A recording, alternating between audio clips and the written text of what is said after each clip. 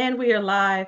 Hi, good evening, everyone. Welcome to Level Up Live. I am Dr. Sharita Gaskins Tillett.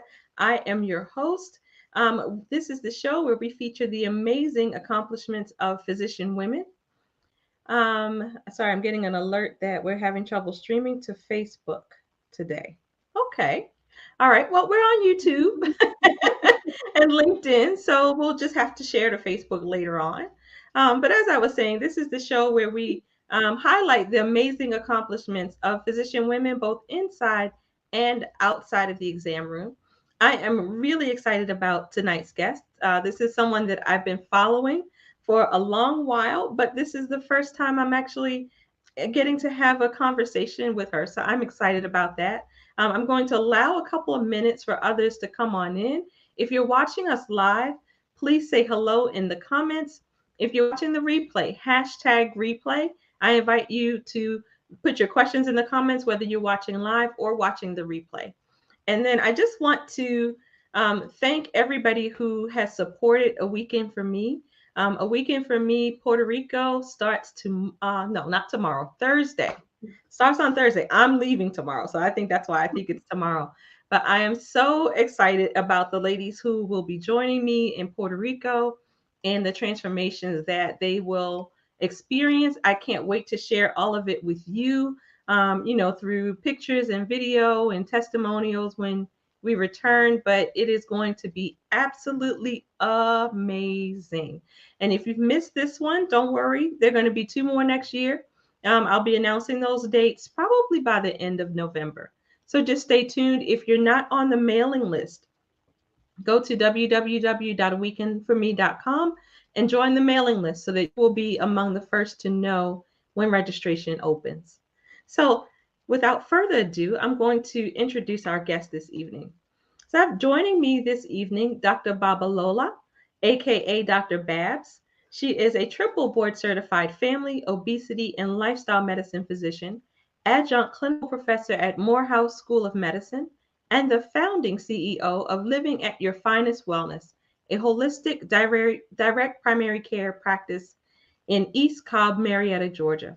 She helps families live at their finest well being using a holistic approach with a healthy lifestyle so families can nourish and flourish as whole, vibrant, and healthy champions. As the main focus, these measures help prevent, treat, and reverse lifestyle related chronic diseases. Dr. Babs is blessed to be a wife, mother of three, author of an inspirational book, adventure seeker, lover of God, and community builder.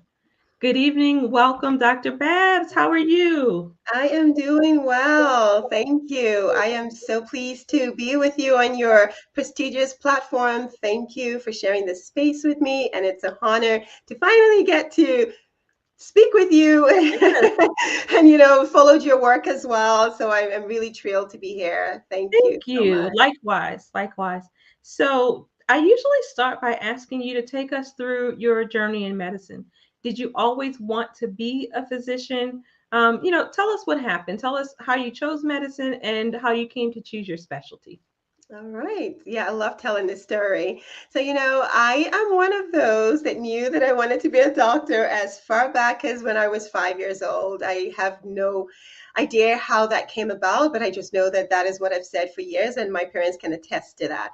So, it might be that being the oldest of five kids, I always had that nurturing, behavior. I really wanted to care for everyone. Yeah, and it just played out that way. My father was in academia, so apparently he was in medical school, but then he lost his mom when he was in college and decided, well, there's no reason to study medicine any longer. The person I Mhm. wanted to care for has passed.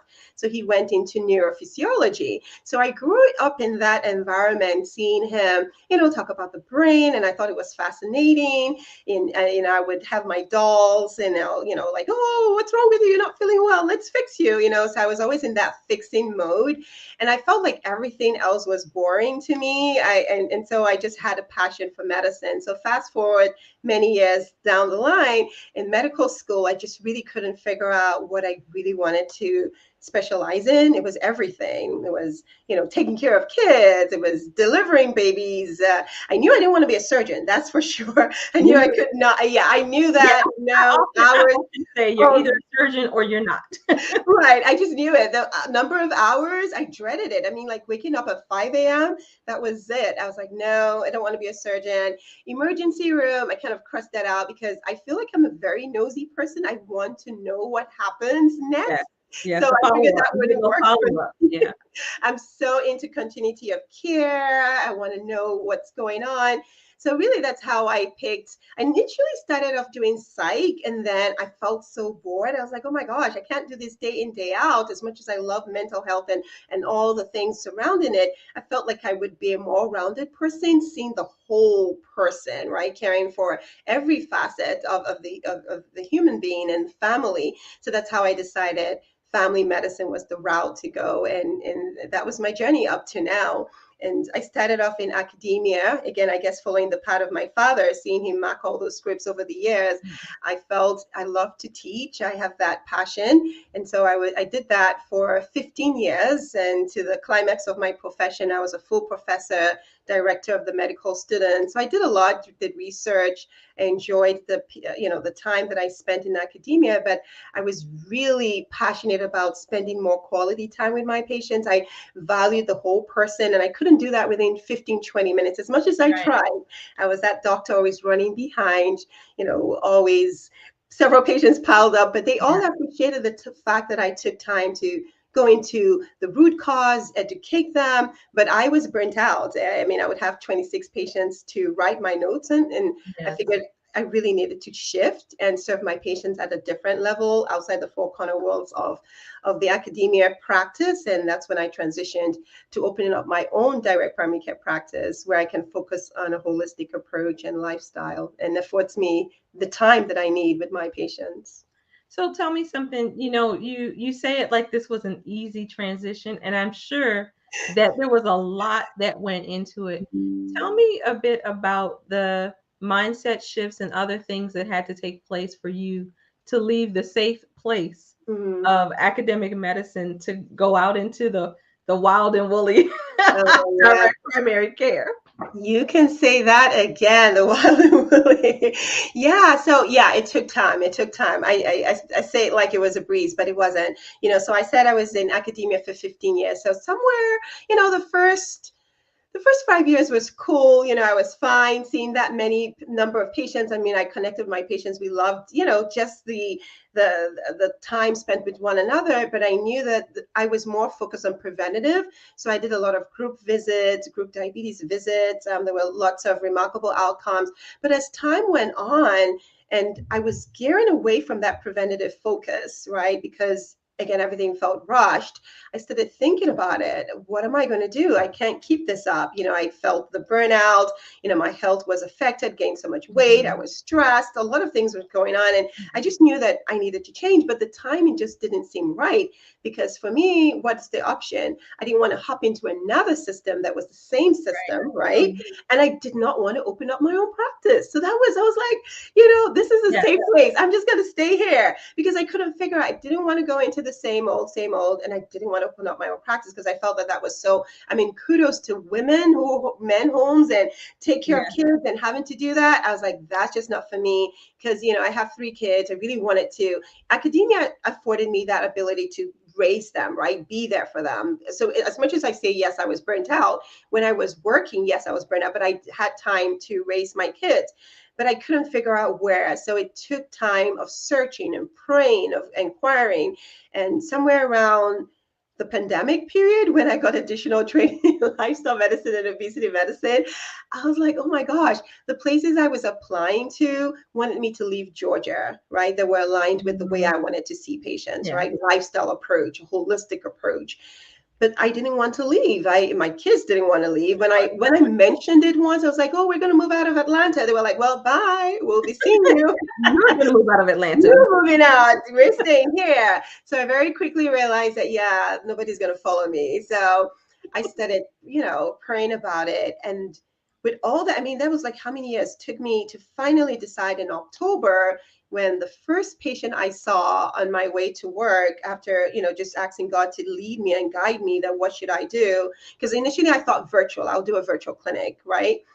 Because I had started Living at Your Finest in 2020 during the pandemic. Okay. And then the patient, the first word she said, I've been seeing you for 7 years. I do not want to lose you, Dr. Babalola, but my daughter is moving and I have to move with her several miles away from the practice. Do you have your own practice? And for the first time, there was no fight, there was no battle. I just said, you know what, we might be up to something here.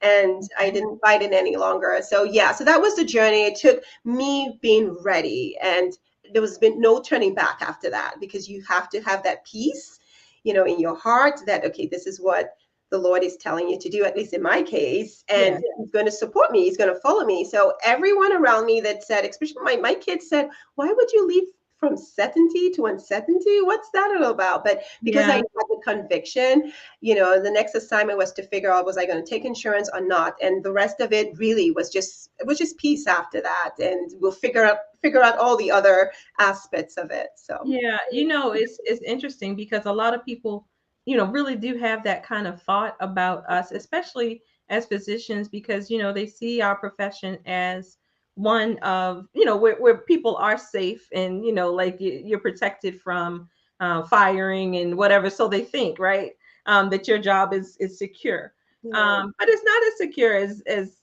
as people may think, first of all. And second of all, I think people underestimate how much things change over time. You're not the same person that you were 15 years ago. And staying in and being in the same job maybe wasn't serving you the same. You had taken on the additional training with the lifestyle and obesity medicine. And, basically you had evolved into this new person. And then this person who, quite frankly, was probably too big for that practice. But it happens so in such tiny pieces that people don't see, and sometimes you don't see yourself. That's the evolution of it all. That's right. Yeah. But I think that happens for a lot of us, that we become someone else. Yeah. And so it's time to do something else, and you're still serving. Probably serving at a maybe even a higher level. That's right. Yeah, because that was also part of my struggle. I felt like I was abandoning my patients, right? Because I'd known them for so many years. So I felt like I was abandoning my patients. But yes, you're to your point. But again, we can serve in different ways and in different capacities. Okay, I'm gonna cough. I'm sorry. I'm gonna mute it.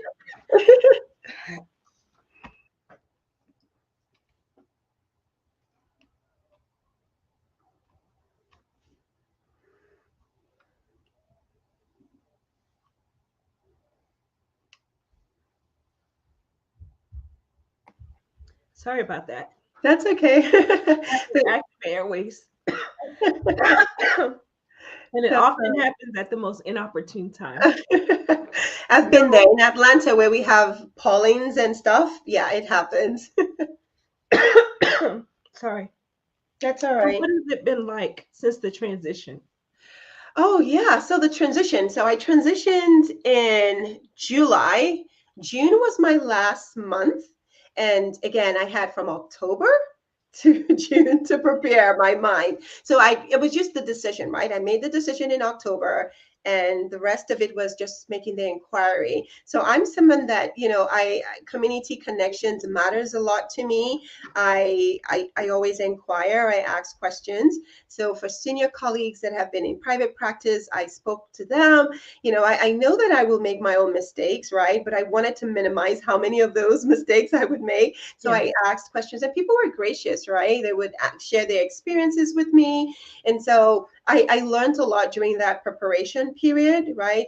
And the biggest challenge was finding a location. That took 4 months. And I was like, oh my gosh, this is as many places as I thought would be happy to have at least a doctor. That was not my situation. But the good news is the final place that I got was actually the best place for me. So it was just perfect. So that was the biggest challenge, finding a location. And then the next challenge, really, a lot of people were very accepting, but me learning to become the doctor, the marketer, the everything. Yeah. So, Yes. so that's been a transition, but very quickly I adapt, right? I'm learning, I'm getting out of my comfort zone to go out there and tell people, I'm here. Networking is not an issue for me. It's just going out and selling myself. Let's put it Yeah. that way. Yes. That's been the biggest challenge, but I'm easing into it. So I'm getting the hang of it. So it's been 4 months now. I'm getting used to embracing being an entrepreneur physician Yes. and not having the guilt that I've abandoned anyone. I did have a few patients come along, but I'm learning to network and grow with others within the community. Excellent. So tell me, what's the best part of it? Oh, I love the best part is sitting down and not having to look at my clock and see, oh my gosh, I am like 15 minutes in and I have more patients waiting. That's been the best part. There's just nothing like spending quality time with patients and connecting with them. I see them as family members. I had a patient that came in, always had white coat hypertension. Hmm. Every doctor she'd been to, always nervous and anxious. She walked into my place. She said she just felt at ease. Blood pressure has never been the lowest that it's been. And we sat and she just felt so good. I felt at ease that she was, had her needs met Yeah. without feeling rushed, in a direct primary care practice. And a shout out to direct primary care. That's the way Yeah. to go, right? You have that personalized care, affordable accessibility, and appropriate visit. So that's been really the best part of it. I just love that I don't feel rushed. All of that feeling rushed and the burden of several charts that I have to write. I don't have to Yes. deal with that. I mean, I can put my notes down, but I don't have to deal with insurance, paperwork. It's always paperwork, but I can Right. focus more Right. on patient care, right? Patient care and direct primary care. So that's really been the best part of it, serving my patients at their needs. And I love the community walk that I do with my practice. It's called Walk with the Doc. I don't know if you're familiar Yes. with that I organization. am. So my practice, we do that, and I love it. We go out the second Saturday of the month, 9 to 10. I invite guest speakers to come. Let's learn from each other, go on a walk. So that has been wonderful as well. Excellent. Excellent. So what are your plans for, like say your 5-year plan for the practice? Oh, I like that 5-year plan. Okay, let's see. Haven't looked that far, but let's give it a shot here. You'll be my you'll be the listener to my 5-year plan. I have all these ideas. They come in and out, but in terms of Sure. outlining the 5-year plan, well, so 5 years, definitely by then I should have reached my max number Yes. of membership. Um, I like to do multiple things. Like I speak at different events. I love to educate families about just being well, because I've had my own weight struggle and chronic diseases, which I've been able to reverse. Thankfully, so in my family too, I have some of my kids with weight. We like food. We're foodies in our house. So again, I really want to educate families, about being healthy. So I want to speak. I want to organize summits, things like that within the practice and expand in that capacity. So that's my goal. Really expand. I've had a few people say, they like the place so much that I would have franchise. I don't know about that. We'll see, Mhm. but we'll see about that. But I definitely want to expand into making it a community where we have multiple centers that are really channeling towards promoting wholeness and wellness and lifestyle habits and changes, but particularly more so for the younger generation and for mothers. So that's where I see in terms of building my employee, it's just me now. I'm the front desk, back desk, everything. So I want to have more employees. I do have a virtual assistant. So those are the things that I see really for the future. And I want to feel that I'm comfortable enough to just really serve in the fullest capacity within that 5-year period. Yeah. So I hope I've touched it a little bit. Well, it's your plan. So it can't be wrong, right? There was no wrong answer to that. Thank you. So I want to shift a little bit because when I read your bio, I did say that you were a published author. Yeah. So tell us about your book. Yeah, sure. So I wrote a book in 2010, And that book came out of the pain point that I was experiencing at that time. So I finished residency in 2007. I'm originally from Nigeria. And when I completed my training, I just had a struggle to get my naturalization, whether it's my immigration papers sorted out. It was delayed, and that caused a lot of problems. And I'm someone that is very proactive. I do things on time. I don't delay, because I know how things can always get out of hand. But unfortunately, it just, at the time, the system was just dragging. So I was frantic. I was like, oh my God, am I going to get out of status? What am I going to do? I have a little family. I had a toddler, a newborn.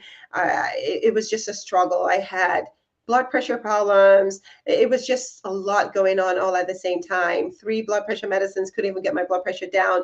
So I started journaling because my doctor sat next to me. I went to the emergency room having the worst headache ever. And he said, whatever is stressing you out, we've done all the tests, the MRI, everything, head CT, whatever. Nothing is showing why you're having this problem. So whatever it is, I remember the ER doc sat by my bedside and said, whatever is stressing you out, you need to learn to de-stress. And that was all he said. And I knew that the root cause of my blood pressure problems, of, the emotional eating, really came from stress, because I was overwhelmed. I was like, oh my gosh, what am I going to do? I've built this life now, my immigration issues. And I just started journaling, and that was the answer. It was journaling. So I never started off wanting to write a book, but in the journaling, I found release of the stress. I started walking. I found somebody. I asked for help, because I'm someone that wouldn't ask for help in my old life. I would do everything and be everything. But then I found help, and when I found it, I received it, because people can offer you help and you still refuse it. Right. But I received it, and I went walking, was able to lose weight, was able to find an outlet. And as I journaled, it became helpful for me, and I saw God work in miraculous ways, got my papers situated, everything worked out. And so that was why my book is titled My God, Even in the Last Minute. So of course, at the time I realized, if this book is helping me, I might as well turn it into, this journal was helping me as well turn it into a book, which I'm grateful that I did. So it's self-published. I've had people reach out to me from all over the world. Someone in Canada, someone in UK that stumbled upon my book and said that it helped them during a trying time. And, so the love for writing actually started there. But I'd always journaled in medical school, because I trained outside of Nigeria, but I lost it. We lose these things that keep us grounded from time to time because of changes in life. But then I picked it up, and I realized that ever since then, I'm not going to drop it again, because it really was very releasing. It reduced my cortisol level. That's why I talk a lot about stress, because I am a testament to stress alone causing your blood pressure to go up. Just that alone. So that's the summary about the book, and I'm really grateful to have that opportunity to write it. It was really a life changer for me. So now, is the book available still? Yes, it is. It's on Amazon. Yes, it's on Amazon, self-published on Amazon. It's titled My God, Even in the Last Minute. And, okay. Well, we'll definitely post the link in the chat. Yes, definitely. Sure. So now, you talked about how you used, journaling to lower your cortisol, your stress, and help your blood pressure. Is that what kind of made you interested in lifestyle medicine, seeing those kinds of changes in yourself? Oh yes, certainly, because there's tons of evidence that show that with these behavior, using it as your therapeutic modality, primary therapeutic modality. Now, medications do have a place, because I was on 3 blood pressure medicines and kept adding on, but unfortunately it didn't. And maybe it will shift, it will come down. My highest was 220/120, and it will, the worst headache ever for 4 days, and I didn't do anything until I felt a nudge. Well, go check your blood pressure. But I've never had blood pressure issues. Why would I want to check it? Anyway, I'm glad that I did. But yeah, so it will come down maybe 180, and then it will go back up. So it was just really very, very erratic. But I've always had that preventative, but I lost my way. All the things happening. But yes, to your point, the lifestyle, looking more for the evidence. How can I keep a transformation that is sustained. And I'm not, you hear of the diet cycle because Right. I've been on Sure. that merry-go-round, and then you gain weight and then you lose it and gain plus more. I wanted something that will be sustainable and transformational, and lifestyle medicine, learning about that definitely transformed my life. And I got off the diet cycle that, Yeah. makes you feel like you've lost the battle. You're not setting out to win from the beginning. So yes, that certainly increased my power and zeal to promote that, because I, was a recipient of just changes and improved habits, and being able to get off the blood pressure medicine was a testament to the power of food and Yeah. all the other lifestyle pillars, stress relief, sleep, all those great things that we talk about. Physical activity was also one of it. Just walking. That's all I did, and I lost the weight and released the stress. So now these are the tools that you use with your patients as well. Yes. So what kinds of, I guess first, how is it received by the patients? And second, what are some of the results that you have seen? Yeah, so it's well received. And I find that a lot of patients actually, that's what they want. That's Mhm. what they want. They really want that. Yeah, it's just a time, unfortunately, in the traditional practice. So your doctors are not bad people. It's just they don't have the time to actually dive into those conversations with you.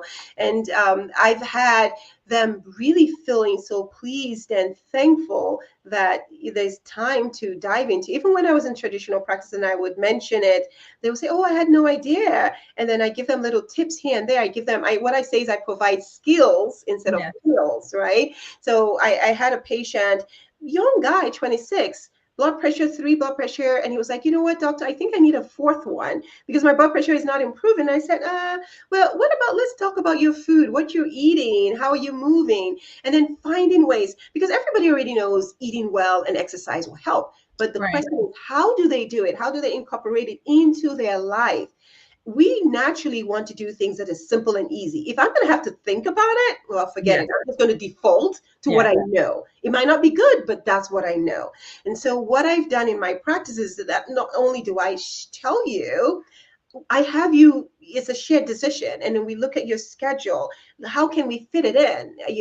And some of them say, "Oh, I didn't think about that. I didn't realize I could do that." Mhm. Like Yeah. a patient the other day didn't, she always will go home she will walk, and she does that quite well. But then she would end up walking late in the evening and then eat late and then go to bed.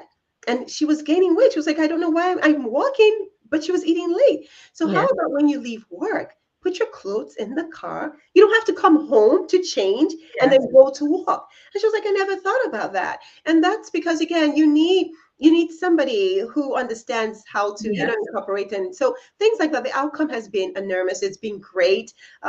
They've seen benefits: improved blood pressure, improved glucose. Somebody had an A1C change from 10 all the way to 6.9. Wow, So that's yeah, amazing. remarkable changes. It Yeah. certainly is. And that's incorporating all those skills, and little by little, right? We don't do overwhelm because we don't want to stress the Yeah. body, right? But little by little, how can we make those little changes and a holistic change that can improve? And for the gentleman, when we reviewed his blood pressure and the foods he was eating, he just cut back on eating out. And by the time we'd worked with him, he had already cut back on one blood pressure medicine instead of adding on a third one, a Right. fourth Right. one. Well, that's amazing. Yeah. That's amazing. So, what do you do now to prioritize your own wellness and your own self-care? Because it sounds, like you're very much about whole person health, Yes. taking care of your mind, your body, and your spirit. But, in this busy society that does not necessarily prioritize those things, how Yeah. are you able to maintain your balance? Yes. So it's about creating boundaries. I have to create those boundaries, and I have to be intentional, because if I'm not, I can very quickly default back to my old ways, right? Because that's what my body is used to. So what I've done is I've created stops, right? Breaks, I call them. So, in the morning, I have my schedule, and everyone knows, my husband, my kids, they just know this is mommy's time. I love you, but when we gather. But when it's my time, it helps me show up at my best, at my optimal, right? Yeah. So I have to guard it jealously. And so I do that in the morning to help me show up in the day. So things like stretching, journaling, no matter how brief it is, it's not so much as in it has to be so long and lengthy. It's just the consistency, Yeah. right, that matters. And so even if it's a 5 minutes, I have my journal right by my bedside. I have my water that I fill before I go to bed. I put it by my bedside, drink my water. I have my journaling book, my deep breath that, wake up affirmation. This is the day the Lord has made. I rejoice and be glad. And then, all those things I do in the morning. At noon, my alarm goes off to pause me, to stop and ask myself, what do I need? How am I feeling? Mm. It's a question, because I promise you, if I don't do that, I That will is be. huge. But that right there, I'm going to stop you right there because Yeah. that is huge, especially for physicians and other professions. I was talking the other day. My niece is a hairstylist. Okay. And so we were talking the other day about, going to the bathroom. That, that when you're in certain professions, you Yeah. hold it a long time Yeah. because you're trying to do these other things. And I often talk about how in medicine, we were programmed to ignore every natural thing that came to us. If you're sleeping too bad, if you're hungry too bad, you need to pee Right. too bad, because everything else comes first. What's And about eating on I the go? You're eating on the go. I Yeah. know, but Yeah. I love that you stop and check in with Oh, yourself. yeah. Yeah, Yeah. And that if you're honoring your personhood. I Yeah, love it's on my phone at noon. It's like, what do you need? I mean, and I put it there. It's like it asks to remind me, how are you feeling? What do you need? And so those questions, it. it prompts me, okay, is it water? Is it bathroom break? Right, And it's right. just the 15 minutes, really. That's it. And you get in a habit, and we're creatures of habit. So you've done it repetitive, then you just do it. And then of course in Yeah, the evenings, before bedtime, so I have that 1 hour winding down. Now it does take practice, and there are times when I fall off. Not to say that I'm perfect, I am not. yeah, Like during the holidays, which this is the parts that I dread the most, because yeah, if you have family and guests, I mean that's also good. But how do I take myself out? But I think the important thing is if people around you know what it is you do, then they would respect that. But if I find that when I don't tell them, then I feel like, okay, they'll wonder, where did she disappear to? Or maybe she's rude, she left us alone. But if people already know that this is part of what I do to help me yeah. stay grounded. So it's really just evolving and getting better. So those are some of the things that I do. And we hold ourselves accountable. Like, for instance, my husband will tell me, are you living at your finest at the moment doing what you're doing? And then my You're kids, throwing your own words back at they you, huh? throw my own words back at me. So I know that is the slogan in our house. Are you living at your finest? Everyone. So we check Yes, in on each other, and without judgment, we try, and then we redirect. yes. So those are the things that we do for sure, and it helps. It really does. Excellent, excellent. Well, we're just about out of time, but if people are interested in working with you, well, actually, in any way, because you're an author, you're a speaker, you have your practice, you do the community walks. Tell us how they can get a hold of you and how they can follow all of the wonderful things that you're doing for the community. Yes, thank you. Thanks for this opportunity to share. So I love social connections. That is my superpower. I love to connect from people, be a blessing, be blessed by others. So the best way to get in touch with me, I am on Living at Your Finest Wellness on all social media, whether it's Facebook, Instagram, LinkedIn will just be my name, Dolapo Babalola. My website is either Living at Your Finest, you spell it out that way, or it's Life Wellness. So LAYF wellness.com. And love to connect with you. I do have a direct primary care practice in East Cup, Marietta. So if you're in the Georgia area, in the Marietta area, it'll be my honor to care for you. Or if you know somebody that is looking for a doctor, a family physician, I say I go from cradle to cane, all ages. I love that continuity of care. I do have courses for people that are out of state, because I'm only licensed in Georgia to take care of patients. But I serve as a wellness strategist. So if you're needing like a 10-week wellness reboot program, I do have that, and I have some mini courses, self-guided. And so that would be the best way to get in touch with me. But all the information is on my website. And you have a podcast too, right? Yes, I do. And I'd love to invite you to come and join me and share your wealth of wisdom and expertise. But yes, my podcast is called Living at Your Finest. Yes, and it's on all the different channels and platforms. And we will be putting all of that information in the chat, so you can find Dr. Babs everywhere. So do that for sure. I'd like to end on the same question or variation of the same question. And so I guess for you, my question would be, if there's one single best thing that a professional woman can do to up level her health, her overall health, mind, body, spirit, what would it be? One thing that you can do, just do it. Be consistent. It's not about, don't have the all or nothing mentality, because when you have that mentality, oh my goodness, you would want to, if you can't get it done in an hour or whatever time you get it done, you don't want to do it at all. It's just really, it defeats your ability to progress, no matter how little it is. If it's just 1 minute, 2 minutes, you'll be amazed the difference that will be, whether it's in your nutrition, physical activity, whatever it is.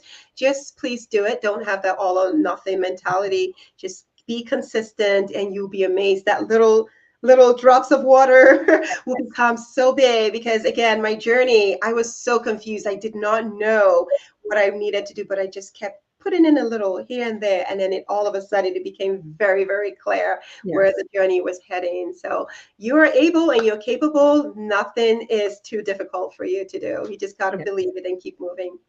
So just like money, interest, good habits, the interest compounds. Yes. Yeah. So it compounds and just adds up to more.